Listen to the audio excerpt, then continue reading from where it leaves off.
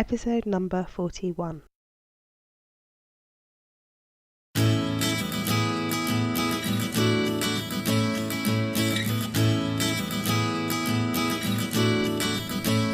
Hi, you're listening to the Careers Beyond Motherhood podcast with your host, Janine Esbrand.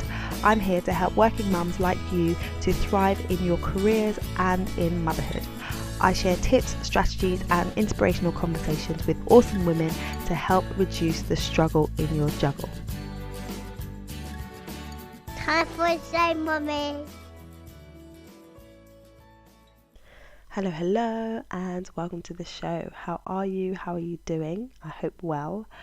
I am finally getting over my cold that I've had for a good few weeks. Unfortunately, my children have both got it and are not very well at the moment. So we are having that time in the house where everybody's up in the night, coughing and not feeling well. So lack of sleep is very prevalent in these parts at the moment. Nevertheless, I am always excited to be behind the mic and to be talking to you on the podcast. So today we are rounding off our Create Your Flexibility series. So this series was all about highlighting and showcasing people who have decided to take control of their careers and create their own flexibility through building their own businesses. So for the last 5 episodes, I've been interviewing different business owners who are in different fields and in different stages of their business growth journey, and they've been sharing with us different insights around building your business and the things that you need to think about.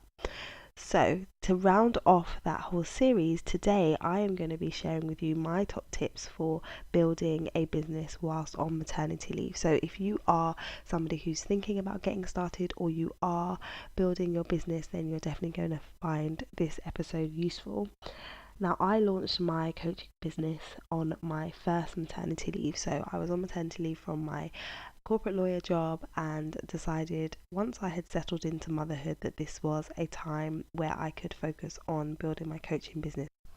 Building a business while on maternity leave was great, but it was also challenging. So there are many lessons that I learned. There were highs, there were lows, and on this episode today I'm going to jump into some key tips that I have for you. I shared these as part of a 30-day Q&A series a few months ago, and I thought it'd be useful for you to hear them too. If you are at the stage where you want to create your own flexibility and build your business, then these tips are going to be very, very useful. Okay, so let's jump in. So the first question I'm going to answer about building your business is, how do I know if my business idea is going to work? I'm just going to share with you the easiest way for you to know whether or not your business idea will work. So often you can sit and think and wonder and try and figure things out in your head and do kind of research online and look and see whether anyone else has done a similar idea to you, or whether there's anything out there in the market where they're doing what you want to do, and that's all great, but that doesn't necessarily give you the clarity and understanding that you need to perhaps move forward with the idea. So the key thing that you need to do in order for you to know whether or not your idea is going to work is market research. So companies, big companies, large companies, they spend a lot of money on market research for good reason. So when I was at college, I used to work at a call center, and we were tasked with phoning people and asking them some questions. And the reason we were asking them questions is because the companies that had commissioned the research wanted to get insight from the customers that they would eventually sell to, and they wanted to find out whether the product they were thinking about pushing to market would be something that the customers would be interested in. And so they would spend a lot of money commissioning the company that I worked for to do this research and phone thousands and thousands of people to find out whether or not they would be interested in the product. So I'm not saying that you need to commission a market research company to do research for you, but you do need to do some market research on a smaller scale. So what you need to do is think about, well, who do I really want to use my product? What problem am I going to be solving? And who is the target market?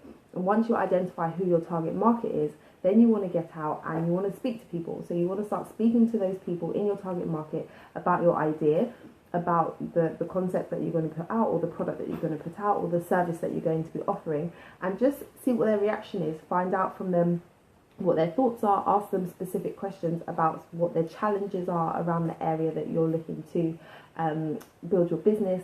And then once you're armed with that research, then you can go away and then you can decide, okay, well, this is something that they want, and so I'm going to launch it. Or you might find out that the thing that you thought people would want isn't actually the thing that people want, and they want something else, and then you can launch something that's revised, but it's based on feedback from other people and not just based on what you think in your head. So clarity comes from doing and not just thinking.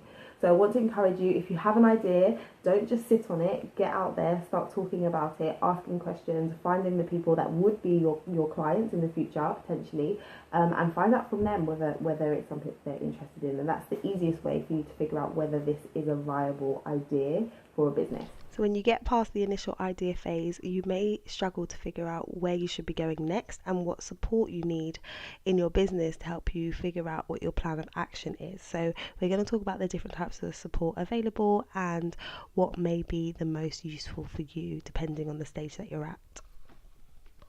I have been asked before by people, one person in particular I have in mind, who wanted to get started with launching her business but didn't really know where to start in terms of getting the right support. So she knew what she wanted to do, but then she was a bit confused as to who she should be reaching out to help her get started. So today I want to share with you the different types of support that you could reach out and get depending on what it is you're looking for and where it is you're trying to get to with your business and with your launch. So I'm going to share 3 different types of support that you could be looking for and tell you how they might be the best fit for you depending on where you are. Okay, so the first thing is getting a business coach. So a business coach is somebody who is going to work with you to figure out what you want to achieve with your business. They're going to ask you questions, they're going to dig in and get you to the place where you understand what it is you're trying to ultimately achieve, and then help you to map out goals step by step that are going to move you towards that place that you say you want to get to. And they're also going to offer you accountability and offer you some guidance in terms of getting things set up in the right way. And so a business coach is quite a broad term, so you can get business coaches who specialize in different things. So you can get coaches who specialize in mindset, who specialize in marketing, who specialize in sales. So when you're getting started, you need to think about what is it you really need to focus on. So what area is an area that you're weakest, and think about who would be a good person to be able to shed light on that particular area. And if you're someone who's just completely new to the space and getting started, then looking for a business coach who's going to be able to help you in all the different areas and give you the overall plan may be a good place to start for you. So firstly, you need to think about what is it that I really need and where am I really trying to get to before you just reach out and try and hire somebody. So that's the first thing in terms of who you could be looking out for. So that's a business coach. The second one is a mentor. So the difference between a coach and a mentor is that a coach is going to ask you questions, guide you, give you a framework in terms of setting your goals and help you to get there. But that coach may not have necessarily built the same type of business that you are going to build, but they're going to give you a framework. A mentor is somebody who's already been where it is that you're trying to get to. So a mentor is somebody who's built up their business and now they're looking to mentor you as someone who is coming up and wanting to do the same thing. So a mentor is going to give you more of their experience and share with you some of their highs, some of their lows, share with you the mistakes that they made, share with you the successes that they had, so that you can essentially walk in their footsteps and replicate some of what they have done. And so when you're looking for a mentor, you may well be looking around at somebody who you admire, who's successful in your space, who has done the very thing that you want to do, and that mentor is then going to be able to mentor you and show you how you can get to where they got to. And then the third way of getting support is a mastermind. So a mastermind group is essentially a group of people who have a similar focus and are probably at the similar stages. So if you was to get into a mastermind, you want to be alongside people that are at a similar stage as you, and the benefit is that you have maybe 3, 4, 5 people within your group, and you're all able to offer each other support, and you're able to brainstorm, and you're able to keep each other accountable.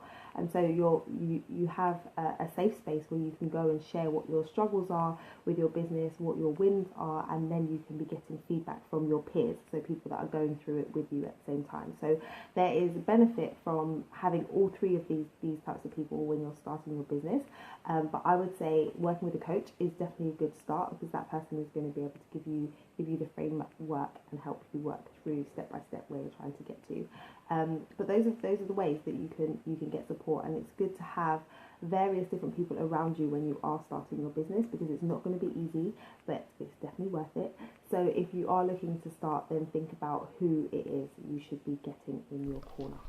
If you are a mum who is growing a business, then you have the unique challenge of trying to juggle becoming a business owner, growing a business, but also raising your family at the same time. So I'm going to talk now about how you can be building your business around your family. It doesn't have to be either or, you can do both. And so I'm going to talk about how you go about doing that now. So I often get asked the question, how do you manage to grow your business while looking after your babies and have a part-time job as well? How do you do it? So I want to talk to you today about how you can go about building your business around your children, and some of the key things that I've learned as I've been growing my business over the last couple of years, and some things that you want to think about if you're just getting started, or even if you're in the midst of it. So these tips might be useful for you. So type in the comments below yes if you are building a business. If you've already started, then let me know. If you are thinking about it, also let me know in the comments. I'd love to know. All right, so hi, whoever's joining, let me know in the comments who's joining. Okay, so the first thing you want to do is think about, what are you trying to achieve with your business? So where do you want to get to? So having a goal and having an end in mind is something I talk about often, and it's really important to know, are you trying to build a large business? Are you trying to have a small business? What is it you want to achieve with it? Are you just trying to bring in some supplemental income, or do you want to bring in a large amount of money that's going to contribute to your household expenses? What is the reason that you're trying to build a business, and what is your goal with the business? So have that in mind, so that you know ultimately what you're aiming for, because then that can help you to figure out what steps you need to take in the beginning, in the middle, and in the later stages of growing and building your business. You need to do that. The other thing is to set goals. So it's always good to have your end in mind and to have goals, but think about setting goals on a quarterly basis, on a monthly basis, and on a weekly basis, so that you know each week, each month, each quarter you're working towards a particular goal. And that can be a financial goal, or that can be a goal in terms of having made progress with certain aspects of your business. But because you're building it around your babies and things inevitably happen, you want to make sure that you're a little bit flexible with it. So don't have the goal and just feel like you must achieve it by a certain date, knowing that children get sick, they're teething, they're going through things, they get ill, you get ill. When you're running a home and a business, there's going to be things that go down that you didn't expect. So the curveballs are going to come. So you have to bear that in mind when you're setting your goals, and you have to allow yourself that margin and that flexibility, because that's going to help you to not get frustrated. Because there's been many times where I have had a call that I've scheduled, or I've had an interview on a podcast or something like that, and then I've also had a sick baby, and so I've had to prioritize my child over that thing that I scheduled with somebody else. But it happens, and it can always get rescheduled. So you just have to realize that you're going to need to be flexible. And the other thing is to plan ahead. So this is a key thing. So if you are looking after your babies and you're building your business around them, and you may or may not have childcare in place, you need to plan ahead and decide, well, what are the tasks that I need to complete? And the reason why it's important to plan ahead is because you're going to have pockets of time where you are going to be able to work on your business. But if you wait until that time to decide what you're going to do, you're going to waste time. So scenario is you're going to try and get work done in nap time. So you're on the nap time hustle.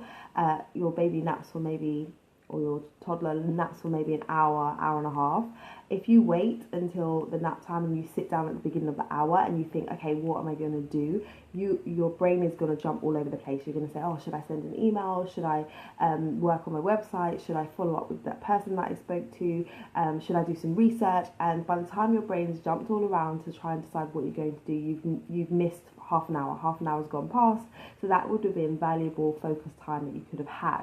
So instead of doing that, you want to plan out what you need to do. You want to have your checklist of items, your priority tasks that you want to get done in that week or in that day, so that as soon as nap time comes, you can sit down and you can start with the first thing on your list. And that's going to allow you to maximize those pockets of time. So nap times, bedtimes, after they've gone to sleep, weekends, different pockets of time is when you're going to be building and growing your business.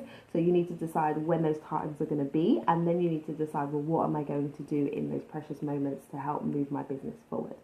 And then the last thing I want to share with you is you really need to be focused in terms of what you are doing. So it's so easy, and I'm guilty of this, to spend time doing busy work. So you feel like you're busy because you're on social media and you're updating your statuses and you're doing all of these different things that you think you should be doing to build awareness and grow your business, but they may not be things that are actually moving the needle forward. And so think about what you're doing and focus your time and energy on the things that are working. So the things that are working to raise your visibility, so to let people know about what you're doing, the things that are working to generate income, so to either be getting clients or selling products, and the things that are working for you in terms of making connections with other people who could be potential collaborators, future clients, or partners in the future.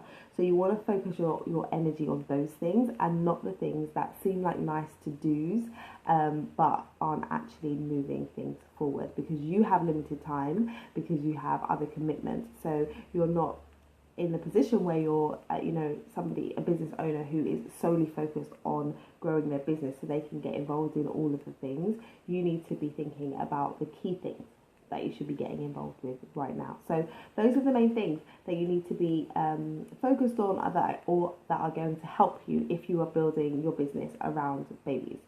So let's summarize. The first thing is be clear on what you want to achieve with your business. It may be that in the short term you have one particular desire to fulfill with your business, and then in the longer term it changes, as your children grow older, or as time shifts, things might shift, but get clear on what you want to achieve right now. And then the second thing is to set goals. So set quarterly goals, set monthly goals, set weekly goals, and just be a bit flexible though, and anticipate the fact that things might happen where you have to shift things. The other thing is plan ahead.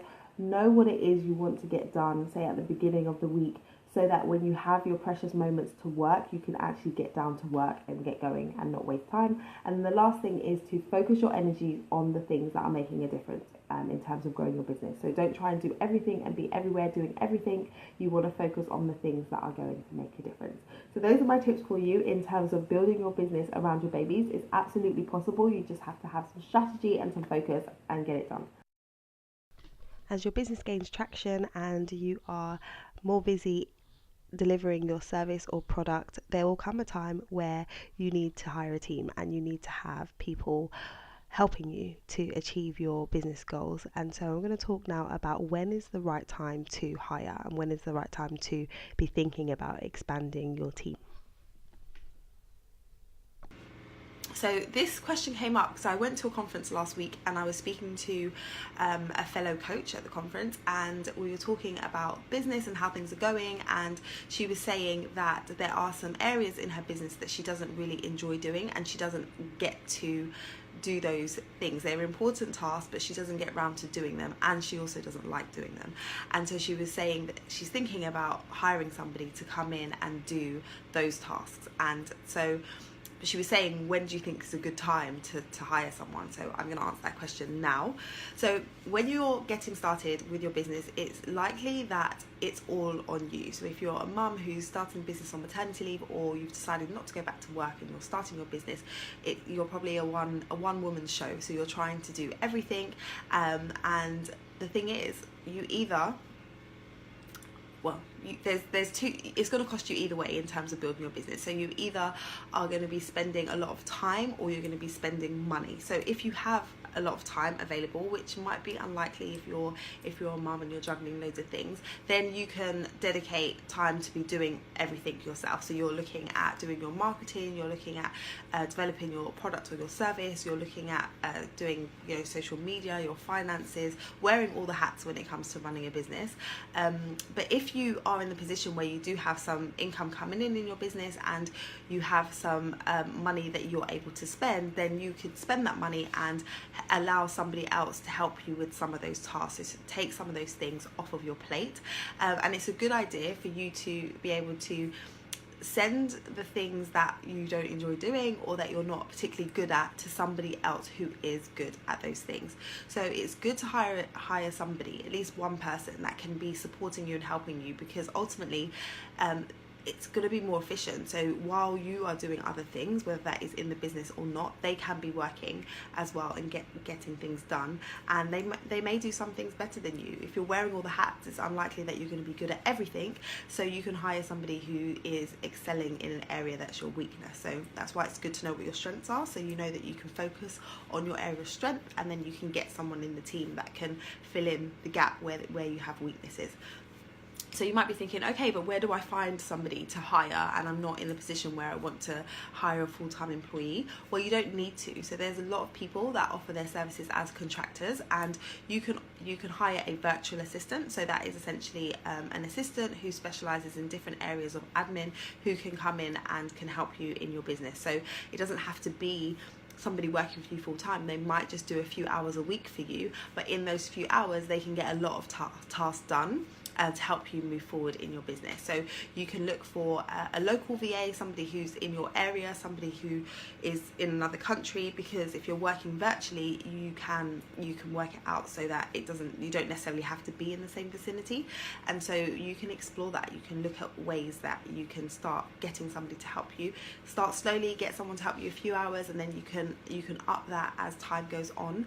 But it's definitely a good idea to hire a team member probably sooner than you feel ready to, because ultimately when it's all on your shoulders, it's a lot to do, especially when you're juggling everything else. So go ahead and do that. Hire somebody, get somebody on board, a contractor who can help you. I won't go into the ins and outs of employee versus contractor here, but it's a good idea to get a contractor to come in and help you.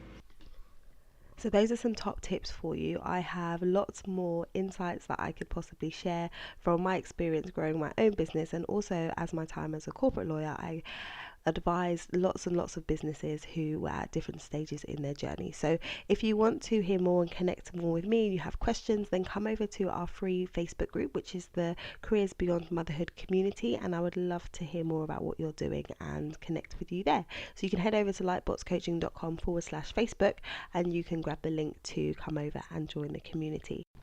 Now, I hope you've enjoyed this episode and you've enjoyed the Create Your Flexibility series. If you haven't listened to the previous episodes in this series, then I would go back into the archives. So from episode 35 onwards, we were diving into different people's businesses and gaining really good insight. So you can head over to lightbotscoaching.com/podcast and you can check out the previous episodes, and I will also put links to those in this week's show notes, which will be at lightbotscoaching.com/episode-41.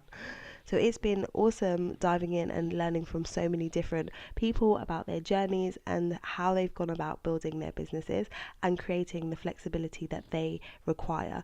Now, it's not only possible to create flexibility if you start your own business, it is possible to find the flexibility that you need in your corporate career too. If you would quite like to create some flexibility in your career, but you're not quite sure how to go about it, then book a call with me. You can head over to lightbotscoaching.com/call and you can book in a 20-minute chat where we will look at how you can move forward towards a more flexible working life. All right, that's all from me today. I will be back again next week, and in the meantime, look after you and look after your babies.